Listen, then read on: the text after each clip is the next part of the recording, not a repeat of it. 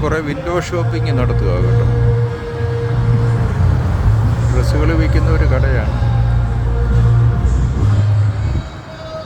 അതിൻ്റെ സാധാരണ നമ്മുടെ നാട്ടിലും കടകളിൽ പ്രദർശിപ്പിച്ചിരിക്കുന്ന പോലെ കുട്ടികളുടെയും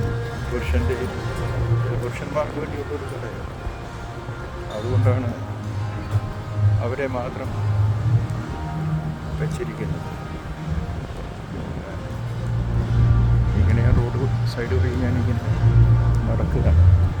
ഇതൊക്കെ ഓരോ വിവിധ തരത്തിലുള്ള സ്ഥാപനങ്ങളാണ്.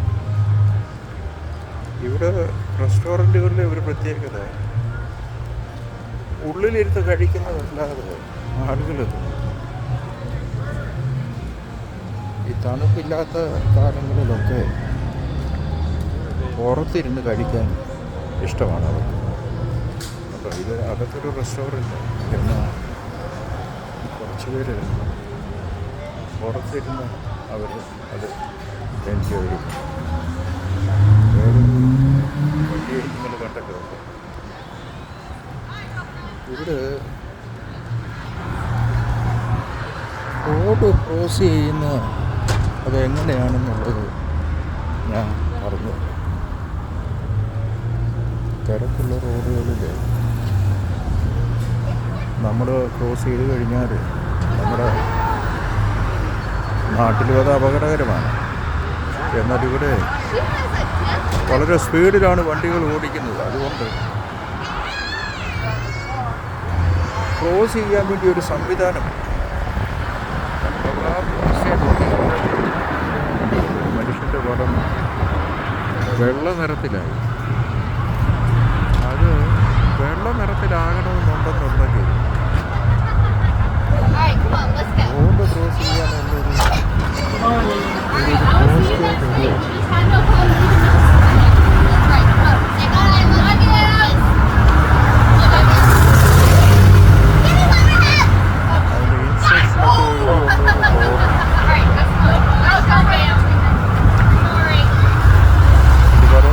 വെള്ള ലൈറ്റ് കത്തുമ്പം മനുഷ്യൻ്റെ വെള്ള ലൈറ്റ് കത്തുന്നപ്പോൾ മാത്രമേ റോഡ് ക്രോസ് ചെയ്യാവൂ.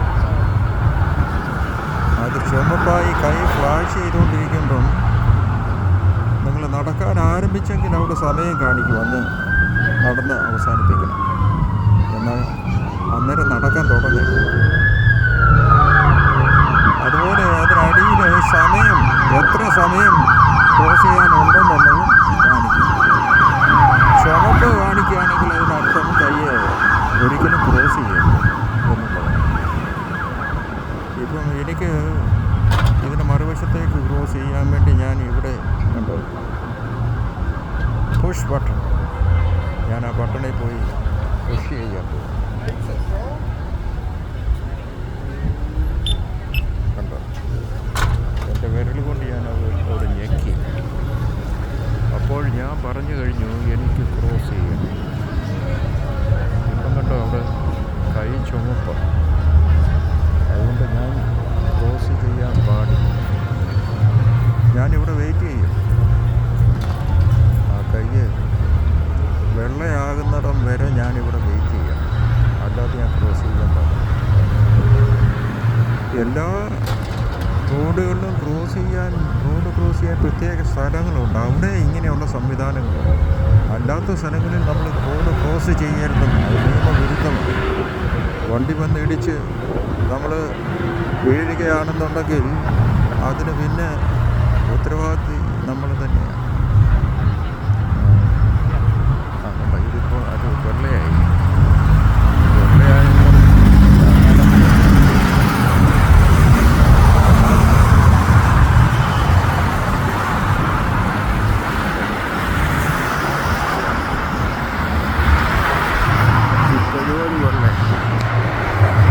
കുറച്ച് കഴിയുമ്പോൾ അത്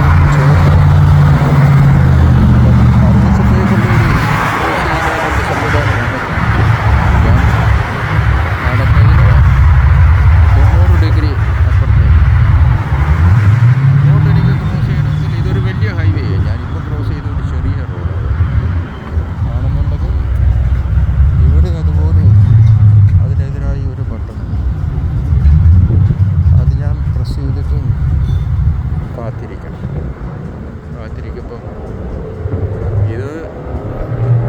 സൈഡിലോട്ടും ഉള്ള ലൈനുകളുണ്ട്. അതുകൊണ്ട് ഇവിടെയും കണ്ട അങ്ങ് അകലെയും നിങ്ങൾക്ക് 2 കൈകൾ കാണാം.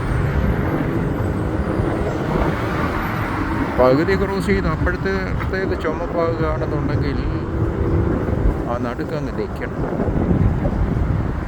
അല്ലെങ്കിൽ ആ ലൈനുകളിലുള്ള വണ്ടികൾ വന്ന് നമ്മെ ഇടിക്കാനുള്ള സാധ്യത. ഇവിടെ ഒരു മാളാണ്. അവിടെ bath and body works, balls,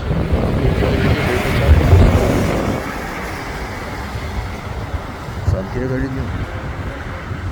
ഞാൻ തിരിച്ച് നടക്കുകയാണ്. ഇത് ഹിൽട്ടൻ്റെ ഒരു ചെറിയ ഹോട്ടലാണ് ഇതിന് സൈഡിൽ. ഹിൽട്ടൻ്റെ ഒരു ചെറിയ ഹോട്ടൽ ഇതിൻ്റെ സൈഡിൽ. ഹിൽട്ടൻ്റെ വലിയ വലിയ ഹോട്ടലുണ്ട്. അതിന് വലിയ ഒരു സിറ്റിയാണ്.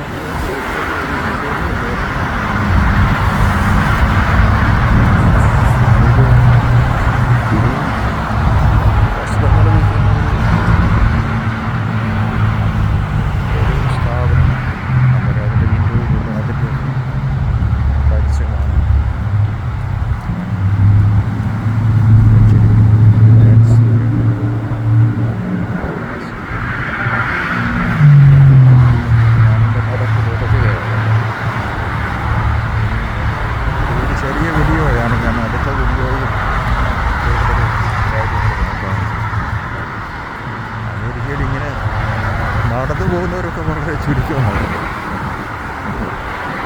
ഞാനിവിടെ ജോലി ചെയ്യാൻ ആരംഭിച്ചെങ്കിലും എനിക്കൊരു കാറില്ല കേട്ടോ.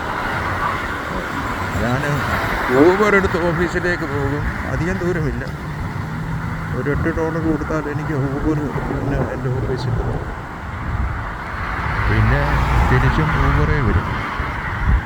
ഇടയ്ക്ക് വീടിനടുത്തുള്ള സൂപ്പർ മാർക്കറ്റുകളിലൊക്കെ നടന്നു പോകും. നടന്നു പോകുന്നത് ഇവിടെ വളരെ വളരെ വിരളമാണ്. ഞാനങ്ങ് നടന്നു പോകും. അല്പസാധനമേ ഉള്ളെന്നുണ്ടെങ്കിൽ അത് തോളെ തൂക്കിക്കൊണ്ട് ഞാൻ തിരിച്ചും നടക്കും കേട്ടോ. ഇവിടെ ആരും അങ്ങനെയൊന്നും ചെയ്യാറില്ല. തിരിച്ചും നടക്കും. കൂടുതൽ സാധനം ഉണ്ടെന്നുണ്ടെങ്കിൽ ഒരു ടാക്സി ഊബർ പിടിച്ച് ഞാനിങ്ങനെ പോരും. ഒരു കാർ വാങ്ങിക്കാനൊന്നും എനിക്ക് ഉടനെ ഒരു പദ്ധതിയില്ല. കാര്യം ഞാനല്പം പ്രായമുള്ള ഒരാളാണ്.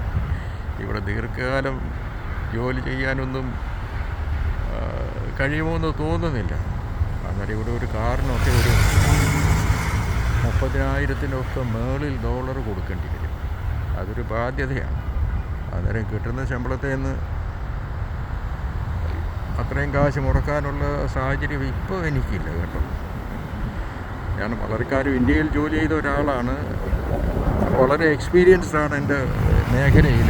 അതുകൊണ്ടാണ് ഇവിടെ എനിക്ക് പ്രായമുള്ള ആളാണെന്നുണ്ടെങ്കിലും ജോലി കിട്ടിയത്. എൻ്റർപ്രൈസ് റിസോഴ്സ് പ്ലാനിങ് എന്ന് പറയുന്ന സോഫ്റ്റ്വെയറിൽ എനിക്ക് വളരെ പരിചയമുണ്ട്. അതുകൊണ്ടാണ് ഇവിടെ എനിക്കൊരു വലിയ സ്ഥാപനത്തിൽ കുറച്ച് നാളത്തേക്ക് അവരുടെ ഒരു പ്രോജക്റ്റ് ഇംപ്ലിമെൻറ്റേഷന് വേണ്ടി പ്രോജക്റ്റ് മാനേജറായിട്ടാണ് ഞാനിവിടെ വന്നിരിക്കുന്നത്. അന്നേരം ഞാനിവിടെ ദീർഘകാലം കാണും. അതുകൊണ്ടാണ് ഞാൻ ഒരു കാറൊന്നും വാങ്ങിക്കാൻ ഞാൻ പദ്ധതി ഇടാത്തത്. ഓക്കെ, അടുത്ത വീഡിയോ വരെ bye. Okay, thank you for watching.